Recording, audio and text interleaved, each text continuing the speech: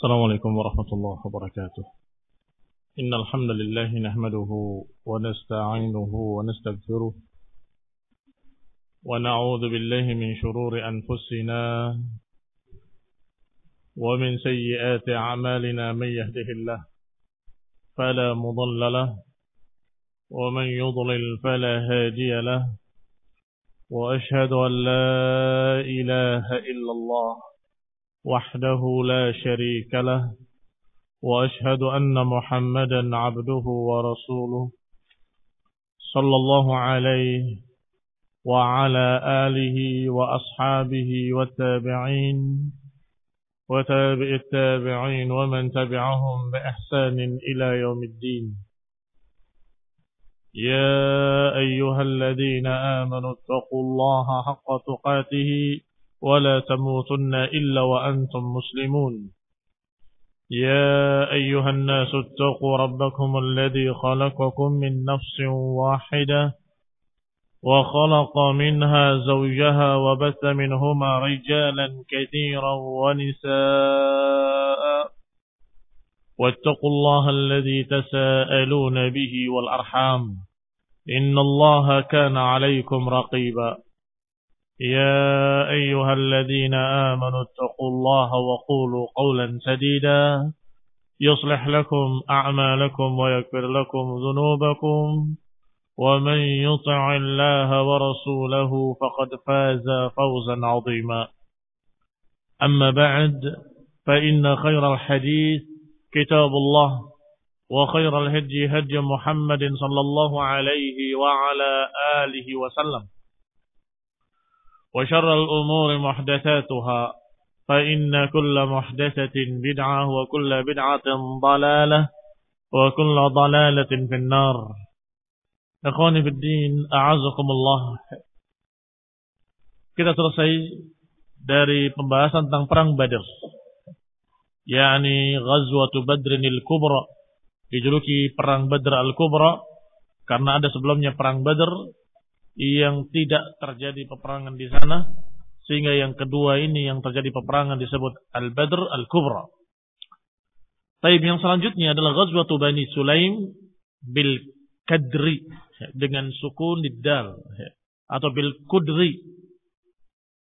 Perang Bani Sulaim di daerah Al-Kudur.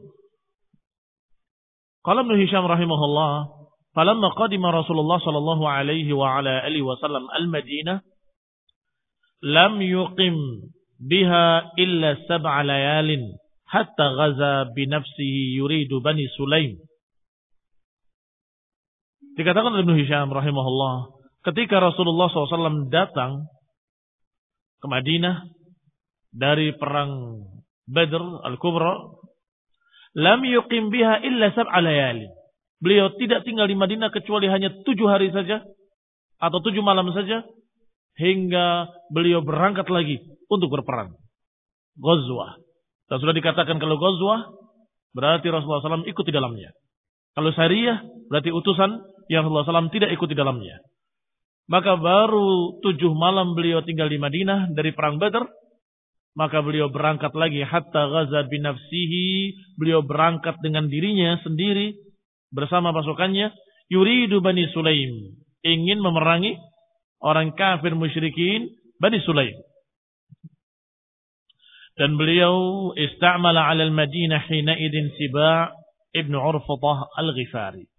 Dan beliau mewakilkan di Madinah untuk memimpin Madinah seorang sahabat yang bernama Siba' ibn Urfatah al-Ghifari.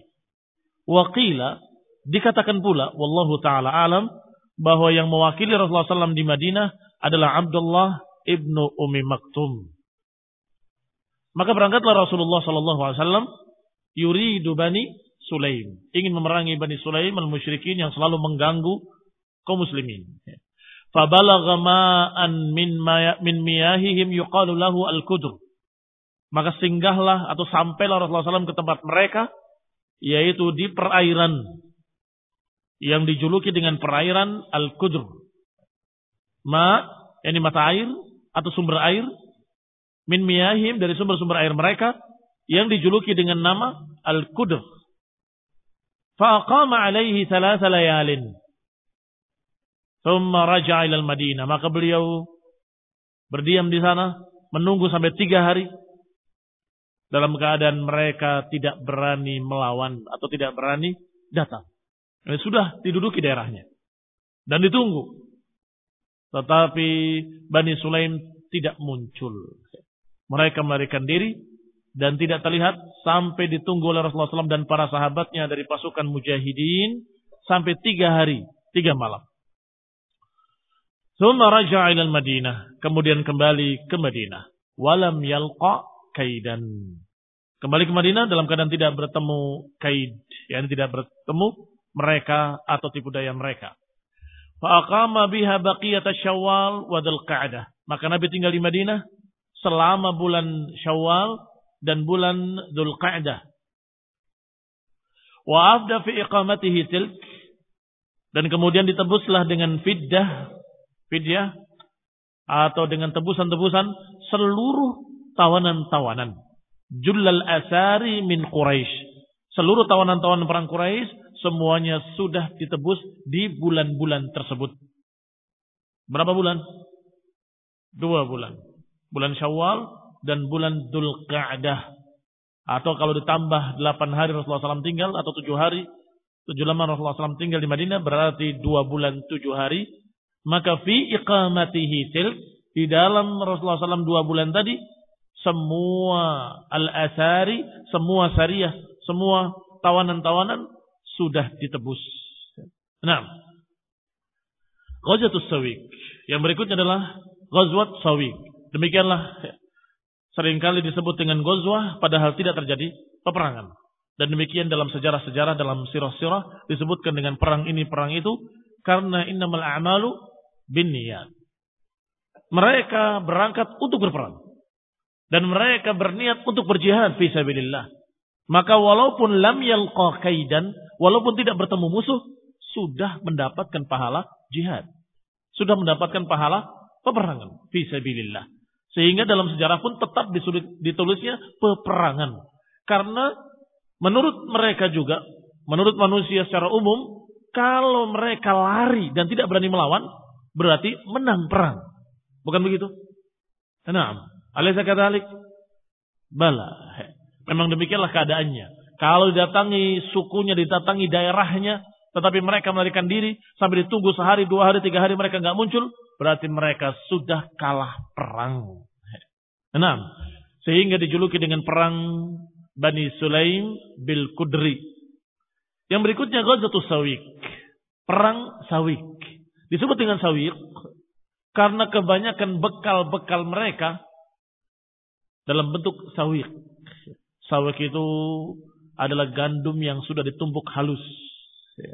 Dan biasa mereka makan bubuk gandum tadi dicampur dengan air, kemudian mereka beri madu, mereka beri samin, kadang-kadang mereka panaskan. Naam, maka itulah yang dikatakan dengan sawiq. Kebanyakan bekal mereka sawiq, sampai dijuluki dengan perang sawiq. Baik, qala rahimahullah, berkata Ibnu Hisham rahimahullah. Thumma ghaza Abu Sufyan ibn Harb ghazwat as-Sawiq. Kemudian bulan berikutnya, setelah bulan Dzulqa'dah, bulan apa? Dzulhijjah. Kemudian berangkatlah Abu Sufyan untuk memerangi kaum muslimin sekali lagi pada bulan Dzulhijjah dan mewakilkan beberapa orang wakilnya untuk ngurusi urusan haji. Hajinya musyrikin fitil kasanah di tahun tersebut. Karena musyrikin jahiliyah, khususnya orang-orang Quraisy, walaupun mereka musyrikin tapi mereka mengenal haji yang mereka terima turun-temurun asal muasalnya dari Rasulullah, Khalilullah, Ibrahim alaihissalam, dan kemudian Ismail alaihissalam, dan kemudian turunan-turunannya. Tetapi sekian panjang waktu, sekian lama waktu berjalan, mulailah haji mereka sudah berubah sekian sekian macam perubahan-perubahan. Menjadi haji musyrikin. Mereka menyembah berhala dan mereka meletakkan 360 berhala di sekitar Ka'bah. Dan mereka wukuf selain di Arafah, mereka wukuf pula di berhala Latta.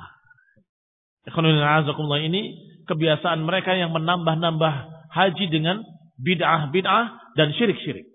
Bahkan sebagian mereka menyatakan dengan kebid'ahan berikutnya, barang siapa yang mau haji dari orang-orang luar Quraisy, maka tidak boleh haji kecuali dengan pakaian Ahlul Humsi. Ahlul Humsi itu adalah kaum ningrat. Menurut Quraisy, kaum ningrat adalah mereka sendiri. Sehingga orang-orang asing dari luar Mekah yang mau haji harus memakai pakaian orang-orang Quraisy, pakaian kaum ningrat, pakaian orang-orang yang mulia yang dijuluki Ahlul Humsi. Barang siapa yang tidak punya, maka dia harus menyewa atau membeli. Maka orang-orang Quraisy mengambil keuntungan dengan menjual pakaian-pakaiannya dengan harga mahal atau menyewakannya dengan harga mahal. Maka siapa yang tidak memiliki pakaian Ahlul Humsi, tidak mampu membeli, tidak mampu menyewa, maka mereka bertelanjang tawafnya. Menurut mereka suci. Menurut mereka bahwa saya lebih baik telanjang daripada memakai pakaian yang rendahan atau pakaian orang-orang rendah, tidak memakai pakaian orang-orang ningrat. Ikhwan fillah azakumullah. Mereka menganggap bahwa itu adalah fitrah. Sebagaimana lahirnya ke dunia dalam keadaan telanjang, maka tawaf di hadapan Allah dalam keadaan telanjang, sebagaimana nanti dibangkitkan dalam keadaan telanjang, kata mereka. Dan sekian banyak bid'ah-bid'ah lainnya. Al-muhim, yang mau kita ceritakan di sini adalah bahwa Abu Sufyan biasa mengurusi urusan-urusan haji. Memberi makannya, memberi minumnya, menyiapkan untuk tamu-tamunya. Tetapi ketika saat itu Dzulhijjah, Abu Sufyan keluar dengan 200 pasukan berkuda. Dan mewakilkan untuk urusan haji orang lain. Kenapa demikian? Fakana Abu Sufyan hina raja'a ila Makkah wa raja'a fallu Quraisy min Badrin nadhara alla yamassa ra'sahu ma'un min janabah hatta yaghzuwa Muhammadan sallallahu alaihi wa ala alihi wasallam. Karena Abu Sufyan hina raja'a, ketika pulang ke Mekah dari perang Badar yang besar kemarin, wa raja'a fallu Quraisy, dan pulang sisa-sisa musyrikin Quraisy, dijuluki dengan fallu Quraisy, sisa Quraisy, karena kebanyakan mereka terbunuh. Yang pulang itu sisanya, yang diistilahkan residu. Residu, pasukan sisa. Yang selamat, ada yang terluka, ada yang begini, ada yang begitu. Yang namanya orang pulang perang. Maka semua ketika pulang dari perang Badar, dan sisa-sisa pasukan juga pulang ke Mekah dari Badar, Abu Sufyan bernadar. Nadhara, apa nadarnya? Nadhara alla yamassa ra'sahu ma'un min janabatin. Bernadar untuk tidak tersentuh air kepalanya dan tidak akan mandi junub sampai memerangi Muhammad dan kawan-kawannya. Lihat, pulang dalam keadaan jengkel. Kenapa kalah? Lihat nanti, saya bernadar enggak akan kepala saya tersentuh air dari mandi janabah sampai aku memerangi Muhammad dan kawan-kawannya, kata Abu Sufyan. Demikian diriwayatkan. Orang-orang Quraisy juga masing-masing bernadar dengan kebenciannya, ingin membalas dendam mereka karena saudara-saudaranya terbunuh. Fakharaja fi mi'atay rakib. Sebagai catatan bahwa ini menunjukkan orang-orang jahiliyah mengenali mandi junub. Bagi kalian yang cetakannya sama, akan tertulis di bawahnya footnote. Demikian keadaan mereka. Kanal ghuslu minal janabati ma'mulan bihi fil jahiliyah. Demikianlah mandi janabah memang sudah dikerjakan oleh orang-orang musyrikin jahiliyah sejak sebelum Islam. Kal haji wan nikah, sama seperti haji dan nikah. Haji sudah kita ceritakan tadi, bahwa mereka mengerjakan haji yang mereka warisi turun-temurun dari nenek moyangnya. Sedangkan nenek moyang mereka siapa? Nenek moyang Quraisy, Ismail alaihi salam. Nenek moyang Quraisy adalah Ismail, Nabiullah, anaknya Nabiillah alaihi wassalam. Semoga salawat dan salam kepada mereka. Maka mewarisi haji tadi tetapi ditambah dengan sekian macam kebid'ahan-kebid'ahan dan kesyirikan-kesyirikan. Demikian pula mandi janabah. Mereka mengerjakannya kalau habis jima mereka mandi. Tetapi khusus ketika pulang perang Badar dengan kalah, mereka bersumpah untuk tidak tersentuh air sampai memerangi kaum muslimin. Demikian pula yang masih tersisa dari peninggalan para anbiya pada mereka adalah nikah. Sebagaimana diriwayatkan oleh Aisyah dalam hadis sahih, dalam kitab-kitab sahih, bahwa Aisyah menyatakan pernikahan-pernikahan di zaman jahiliyah ada sekian macam. Ada pernikahan dalam bentuk seorang berzina dengan orang lain, kemudian dia hamil, dan kemudian dia panggil dukun, kemudian dia menyatakan ini bapaknya. Maka yang ditunjuk oleh bapaknya harus mengakui. Demikian pula nikah yang unik, yang sesungguhnya seperti pelacuran, adalah seorang wanita di rumahnya memasang bendera putih. Maka siapapun yang datang kepadanya akan dilayani seperti suaminya. Tetapi bedanya dengan pelacuran hari ini, kalau waktu itu wanita yang memasang bendera putih tadi kalau hamil tidak digugurkan, tidak dibuang janinnya, tidak dibuang di pinggir sungai. Tetapi dipanggil semua yang pernah datang ke wanita tersebut. Kalau 10 yang pernah datang, 10 dipanggil semua. Dan kemudian dikatakan kepada dukun yang dipanggil sebagai hakimnya. Maka dukun melihat bayinya, kemudian melihat orang yang 10 tadi. Kemudian menyatakan, engkau bapak anak ini. Maka yang ditunjuk oleh dukun tadi sebagai bapaknya, dia bertanggung jawab terhadap anak tersebut.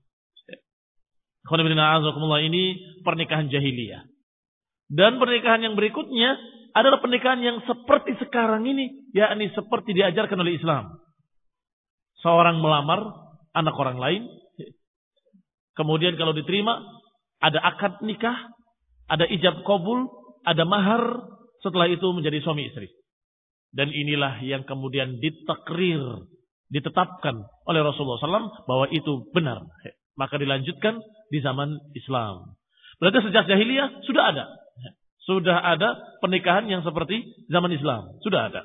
Hanya saja masih ada bentuk-bentuk pernikahan-pernikahan lain yang merupakan pernikahan jahiliyah yang lebih tepatnya perzinahan. Setelah itu dibatalkan semua perzinahan dan ditetapkan oleh Rasulullah SAW, pernikahan adalah dengan melamar, dengan meminang, dengan ijab qabul, dengan mahar, dengan saksi-saksi. Baik. Kembali kepada ucapan Ibnu Hisham rahimahullah. Fa kharaja fi mi'atay rakib. Maka keluarlah Abu Sufyan Ibn Harb dengan 200 pengendara kuda. Rakib, pengendara. Min Quraisy, dari kalangan Quraisy semuanya. Liyadharra biyaminihi, untuk menunaikan sumpahnya, untuk menunaikan nazarnya, yang mengucapkan dengan nama Allah, demi Allah aku enggak akan tersentuh air, atau kepalaku enggak akan tersentuh air, tidak akan mandi janabah sampai aku memerangi mereka kaum muslimin. Fasalakan Najdiyah, maka berjalanlah pasukan 200 berkuda tadi mengikuti jalan Najdiyah. Najdiyah di pinggir pantai. Bukan Najdiyah maknanya pinggir pantai, tetapi daerah di pinggir pantai. Hatta nazara bisadri qatatin ila jabalin yuqalu lahu Saib. Sampai di tengah Qatat ila jabalin. Di tengah daerah Qatat, di dekat gunung batu tentunya, yang dijuluki dengan nama Saibun. Minal Madinah ala baridin aw nahwahu. Dari Madinah sejarak 1 barid. 1 barid, 1 jarak tertentu. Wallahu ta'ala alam. Diperselisihkan berapa farsakh ketika itu, berapa kilo. Tetapi sudah dijadikan sebagai istilah barid, yaitu 1 jarak tertentu yang dipakai untuk mengantarkan pos surat. Jangan dikira masa itu nggak ada. Pos. Bagaimana caranya pos-pos waktu itu? Bukan dengan kendaraan-kendaraan yang seperti sekarang dengan cepat, tidak. Tetapi kalau mau mengirim, maka ditempatkan di setiap jarak satu barid, satu orang. Ada posnya, ada rumahnya. Pos 1, pos 2, pos 3, pos 4. Pos dalam bahasa Arabnya barid. Barid pertama ada satu orang. Barid kedua ada orang kedua. Barid ketiga ada orang ketiga. Barid keempat ada orang keempat. Barid kelima ada orang kelima sampai ke kota lain. Baik, setiap satu barid ada orang di sana, wakilnya. Maka kalau mengantarkan surat yang dari kota pertama, kota A, tidak ke kota B. Dia hanya mengantarkan ke barid pertama. Diterima oleh orang di barid kedua. Orang di barid kedua juga tidak jauh dia perginya. Dia pergi hanya ke barid yang ketiga. Diterima oleh barid yang ketiga. Kemudian oleh barid yang ketiga dikirimkan ke barid yang keempat. Terus begitu, maka suratnya berjalan. Orang-orangnya hanya tetap di pos-posnya saja. Pergi ke barid yang berikutnya, kembali. Terbayang? Oleh karena itu, sampai hari ini, yang namanya pos dalam bahasa Arab disebut barid. Kantor posnya, maktabul barid. Nah, kembali kepada pembahasan kita. Dengan jarak satu barid dari Madinah, berarti tidak begitu jauh. Satu barid saja. Tsumma kharaja minal laili hatta ata Bani Nadhir. Kemudian di malam hari dia keluar hingga mendatangi suku Bani Nadhir. Bani Nadhir adalah Yahudi. Yahudi Bani Nadhir. Tahta al-lail, di malam hari. Fa'ata Huyai ibni Akhtab fadaraba alaihi babahu. Kemudian dia mendatangi rumahnya Huyai ibni Akhtab. Seorang Yahudi. Seorang yang kafir. Musuh besar kaum muslimin. Musuh Rasulullah SAW. Musuh Nabiullah. Huyai ibni Akhtab. Yang Rasulullah SAW hingga memerintahkan sahabat untuk membunuhnya. Huyai ibni Akhtab. Tetapi ternyata orang ini penakut, pengecut. Daraba alaihi babahu, diketok rumahnya oleh Abu Sufyan. Fa'aba an yaftaha alaihi babahu. Huyai bin Akhtab tidak berani membuka pintu. Aba an yaftaha alaihi babahu, menolak untuk membukakan pintu untuknya. Wa khafahu, dan takut kepadanya. Ada apa ini?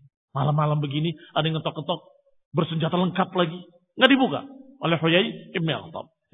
Fansarafa, maka Abu Sufyan kembali ke rumah yang lain, rumah tokoh Yahudi yang lain, yaitu Salam ibn Mishkam, juga tokoh Yahudi, bahkan seorang yang merupakan pemegang perbendaharaan Yahudi. Wa kana sayyid ala Bani Nadhir, dan Ibn Mishkam ini adalah tokohnya Yahudi Bani Nadhir. Fi zamanihi, di zamannya. Fi zamanihi dzalik. Wa sahibu kanzihim, dan pemilik perbendaharaan mereka. Mereka itu Yahudi, hidupnya bersama-sama, dan biasanya dalam satu benteng. Bersama-sama dalam satu benteng. Dan mereka mengumpulkan iuran. Iuran itu seperti Baitul Mal. Mereka kumpulkan hartanya. Kalau ada kejadian-kejadian besar yang membutuhkan dana, maka mereka akan pakai dana dari perbendaharaan yang dikumpulkan tadi. Nah, Ibn Mishkam inilah pemegang harta perbendaharaan tadi. Fasta'adhana fa'adina lahu faqarahu wa saqahu. Maka Abu Sufyan minta izin untuk masuk. Diizinkan untuk masuk. Dan kemudian dijamu sebagai tamu. Wa saqahu, dan juga diberi minum. Qarahu, dijamu. Saqahu, diberi minum. Wa batana lahu min khabarin nas, dan kemudian dikhabarkan, dituangkan kepadanya dari berita-berita manusia.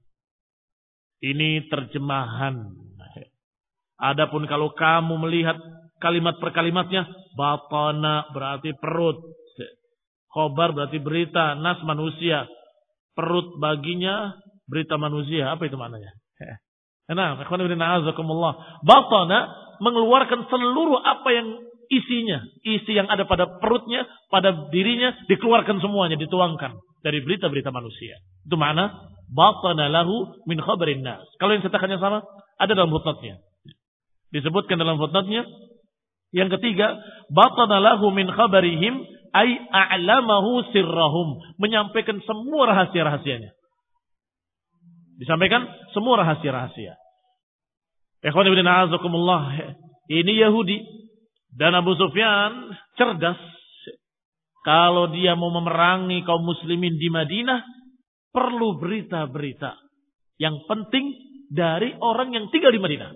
Sedangkan orang yang tinggal di Madinah yang bisa ditanya adalah yang sesama kafir, kan begitu. Sesama orang kafir tidak saling mendahului. Maka yang didatangi adalah tokoh-tokoh kafir tadi. Tokoh-tokoh Yahudi yang ternyata Huyai ibn Akhtab tidak mau membukakan pintunya, maka dia mengetuk pintu lain, yaitu Salam ibn Mishkam.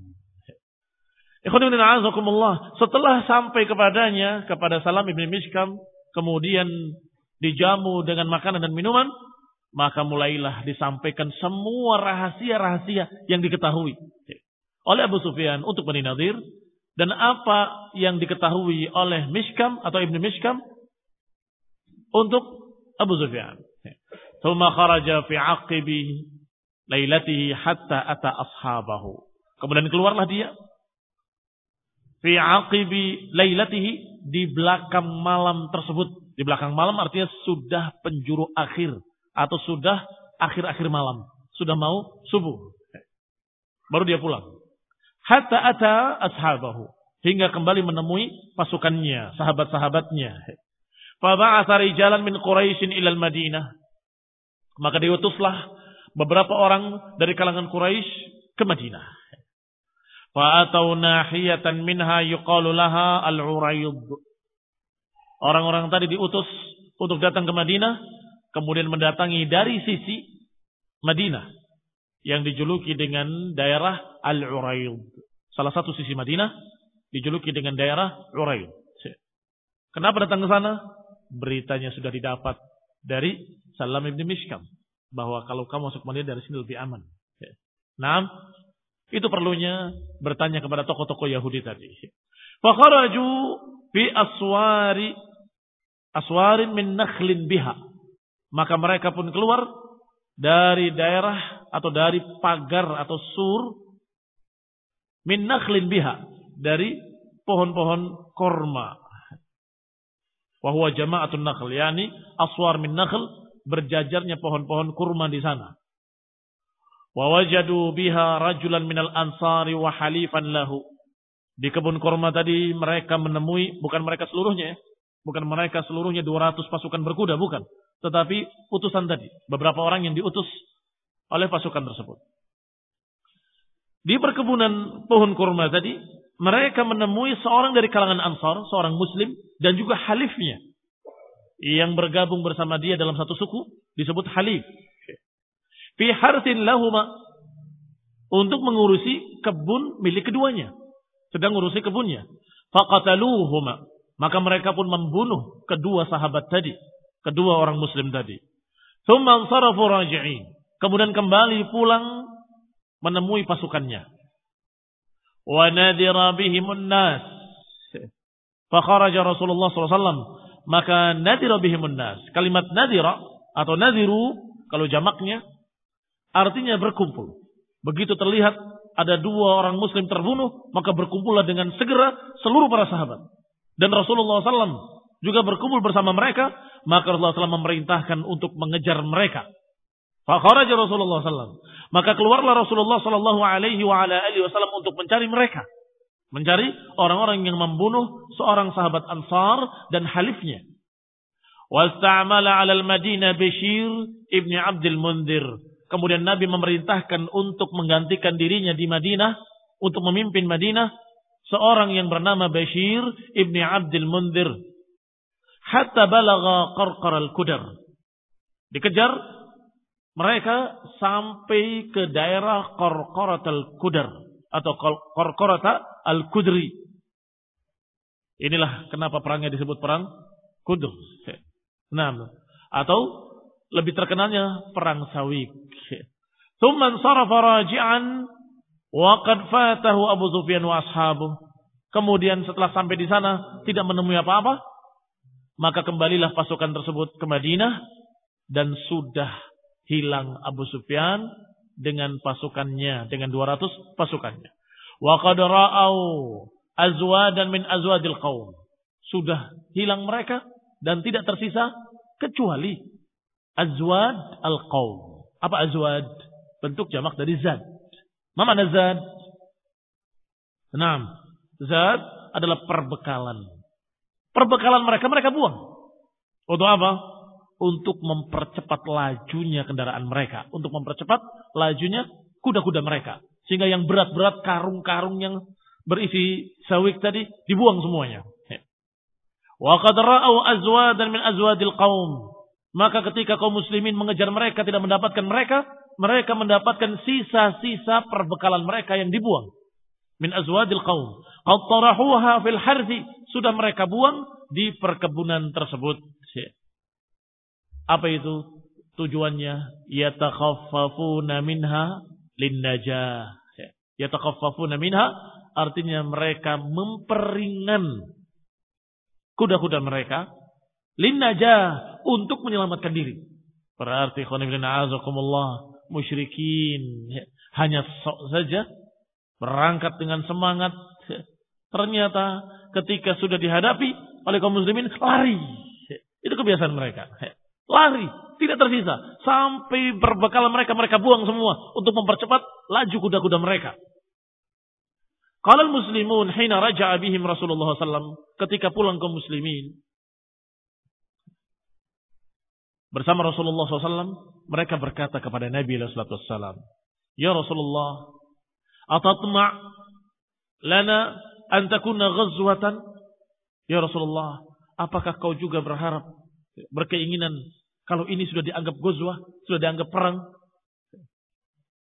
Qala na'am. Kata Nabi, iya, kita berharap kalau ini sudah dianggap sebagai perang. Lihat perbedaan musyrikin dengan muslimin. Musyrikin dalam keadaan mereka semangat di awalnya dengan ucapan sesumbar, ucapan yang sok tinggi, ternyata takut lari. Sedangkan kaum muslimin sebaliknya, berangkat dengan semangat, tapi ketika tidak terjadi perang kecewa. Wah, sayang sekali tidak terjadi peperangan. Kenapa? Khawatir tidak dicatat sebagai perang karena tidak merasa perang. Yang kedua, tidak mendapatkan syahid. Padahal syahadah, mati syahid, itu adalah harapan-harapan kaum muslimin. Sehingga ketika kaum muslimin memerangi Romawi, pimpinan kaum muslimin berkata kepada Raja Romawi, kami membawa pasukan yang ingin mati sebagaimana pasukan kalian ingin hidup. Kami membawa pasukan yang ingin mati sebagaimana pasukan kalian ingin hidup.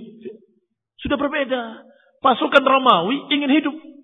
Ingin pulangnya disambut sebagai pahlawan. Itu kan?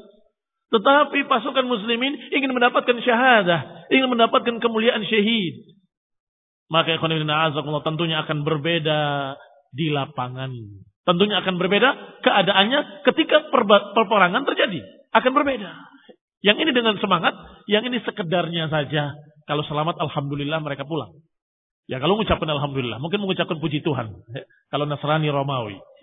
Atau mereka akan memuji berhalanya kalau mereka musyrikin. Ikhwan ibn a'azakumullah, demikianlah perang Sawiq. Jadi apa Sawiq? Gandum yang sudah ditumbuk halus seperti terigu. Baik. Kenapa perangnya dinamakan perang Sawiq?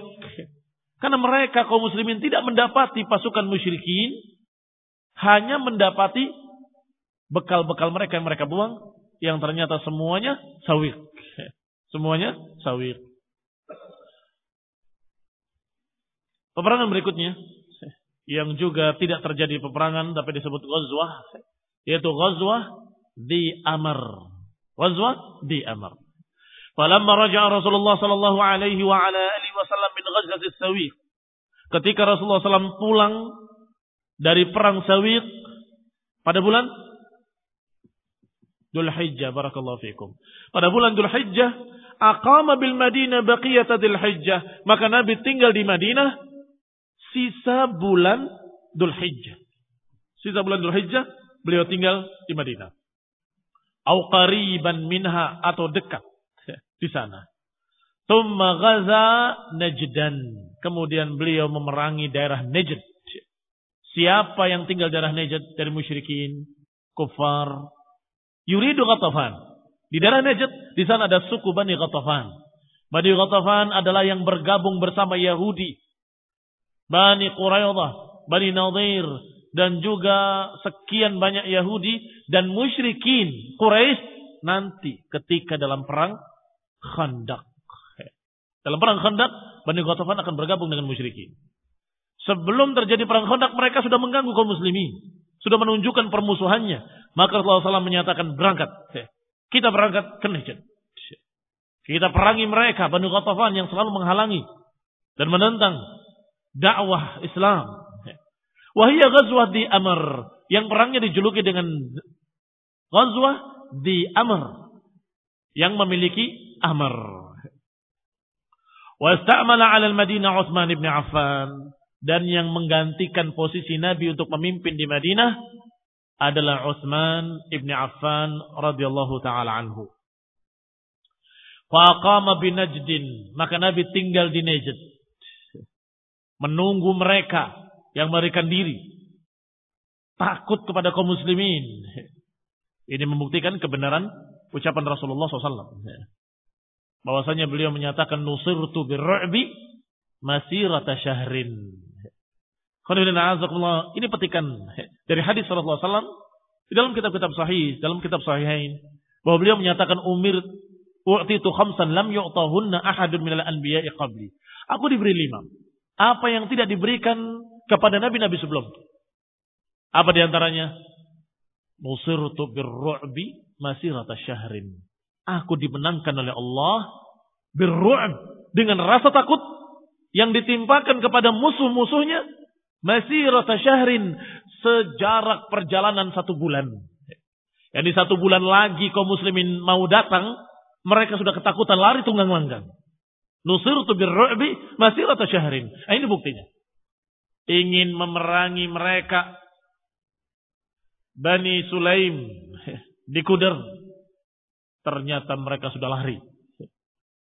Juga ketika akan mengejar pembunuh 2 orang tadi, sahabat Ansar dan halifnya, yaitu pasukan musyrikin, sejumlah 200 pasukan berkuda, dikejar, sudah hilang, sudah lari. Demikian pula pada perang Ghazwat di Amr, Rasulullah SAW datang ke Najd untuk menemui suku Bani Ghatafan, musyrikin yang menentang Rasulullah SAW dan juga menentang para sahabat, menentang kaum muslimin dan menentang agama.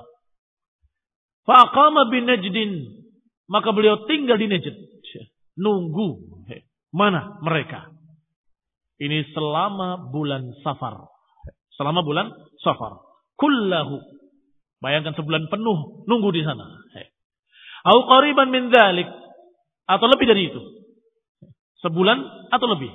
Tsumma raja'a ila al-Madinah, kemudian kembali ke Madinah, walam yalqa kaidan, tetapi tidak menemui tipu daya apapun. Tidak menemui peperangan. Falabitha biha syahrul Rabiul Awal kullahu, maka Nabi pun tinggal di Madinah selama bulan Rabiul Awal seluruhnya. Au illa qalila, atau kurang sedikit. Nah, perang berikutnya Ghazwat Furu', atau dengan pendek tidak panjang Ghazwat Al-Furu', min Bahran, di daerah Bahran. Thumma ghaza Rasulullah SAW yuridu Quraisyan. Kemudian Nabi pun berangkat lagi dengan pasukannya untuk berperang. Kali ini ingin memerangi Quraisy. Dan seperti biasanya beliau mewakilkan di Madinah seorang yang memimpin kaum muslimin di Madinah, yaitu Ibnu Ummi Maktum radhiyallahu taala anhu. Maka beliau setelah mewakilkan Ibnu Ummi Maktum, yakni Abdullah Ibnu Ummi Maktum, muadzin Rasulullah SAW, untuk memimpin di Madinah, Rasulullah berangkat dengan pasukannya. Yuridu Quraisyan, ingin memerangi Quraisy. Hatta balagha Bahran, sampai mencapai daerah Bahran. Ma'dinan bil Hijaz, satu daerah Ma'din, daerah yang mereka biasa mengambil perbendaharaan dari tanah, pertambangan, di Hijaz, daerah Hijaz. Min nahiyatil Furu', dari sisi daerah Furu'. Faqama biha, beliau tinggal di sana syahrul Rabiul Akhir, beliau tinggal bulan Rabiul Akhir sampai Jumadil Ula. Tsumma raja'a ila al-Madinah wa lam yalqa kaida. Kemudian kembali ke Madinah dalam keadaan tidak menemui kaida, tidak menemui tipu daya mereka, artinya tidak terjadi peperangan. Ikhwan fillah a'azakumullah, musyrikin tadi 200 pasukan Quraisy, pasukan berkuda lagi, datang ke Madinah, mengganggu kaum muslimin, membunuh seorang Ansar dan halifnya. Berapa lama tinggal di situ? Berapa bulan? Atau berapa minggu? Hanya berapa jam saja. Iya kan? Dia tinggal dalam keadaan malam, dia datang menemui Huyai ibn Akhtab, dibukai pintu, kemudian menemui Salam ibn Mishkam, sampai ketika hampir subuh kembali ke pasukannya, dan kemudian diutus pasukannya, habis membunuh 2 orang, balik kemudian lari pulang. Kayak anak kecil. Kayak anak kecil. Gayanya mau berantem, tapi habis nyenggol dikit lari. Adapun Rasulullah SAW sampai dari Hijaz. Di mana itu Hijaz? Antara Mekah Madinah. Bayangkan sudah dekat sekali dengan Mekah. Dalam keadaan mereka tidak mau keluar untuk melawannya. Tidak mau keluar untuk melawannya. Kalau kaum muslimin masuk, nanti yang akan terjadi tidak bisa terpisah antara pasukan perang dengan orang yang tidak ikut perang. Ia akan tercampur kalau di kotanya. Tidak bisa terpisah antara wanita, anak-anak, dan orang-orang tua. Tapi kalau di dekatnya di pinggir kota, menunggu, dan mereka tahu. Kalau mereka berani, mereka akan keluar dan melawan. Dan niscaya yang keluar hanya pasukan perangnya saja. Bukankah demikian? Kalau keluar, maka yang keluar hanya pasukan perangnya saja. Orang-orang yang dilarang dibunuh nggak akan ikut keluar. Anak-anak, perempuan, orang-orang renta, orang tua, atau orang-orang yang nggak ikut-ikutan. Saya nggak ikut-ikutan, nggak akan berangkat. Tetapi kalau dimasukin, akan tercampur semuanya. Makanya yang menjadi jawaban, kenapa kau nunggu di luar? Kata mereka, kata orang-orang kafir, kalau berani kan mestinya nyerang, masuk ke dalam nanti.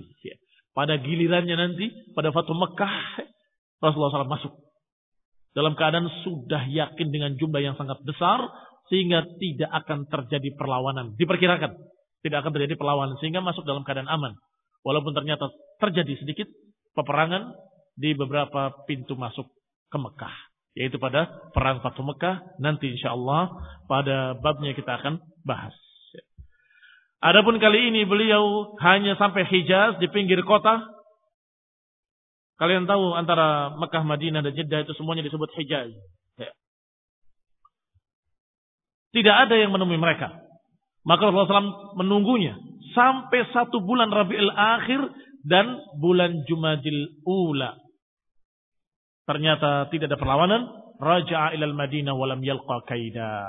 Beliau kembali ke Madinah, tidak menemui kaida. Kalau mereka sumpahnya benar, sumpah tidak akan membasahi kepalaku sampai perang. Kesempatan kan? Harusnya. Kesempatan sudah dekat itu muslimin dengan Rasulullah SAW. Kesempatan keluar kalian perang, maka sudah terbayar. Tetapi memang bukan itu tujuannya. Nah, walhamdulillah Abu Sufyan di akhir ketika dekat Fathu Mekah, sebelum Fathu Mekah, tapi dekat Fathu Mekah, beliau masuk Islam radhiyallahu taala anhu. Dan sungguh-sungguh masuk Islamnya, sehingga beliau setelah itu berjihad fi sabilillah di pihak kaum muslimin melawan orang-orang kafir musyrikin. Sehingga kisah ini jangan sampai menjadikan celah kepada beliau yang sudah taubat dan masuk Islam radhiyallahu taala anhu. Nah, wabillahi taufiq. Naktafi bihadza. Subhanaka wa bihamdika la ilaha illa anta astaghfiruka wa atubu ilaik. Wassalamualaikum warahmatullahi wabarakatuh. La ilaha illa anta astaghfiruka wa atubu ilaik. Wassalamualaikum warahmatullahi wabarakatuh. La ilaha illa anta astaghfiruka wa atubu ilaik. Wassalamualaikum warahmatullahi wabarakatuh.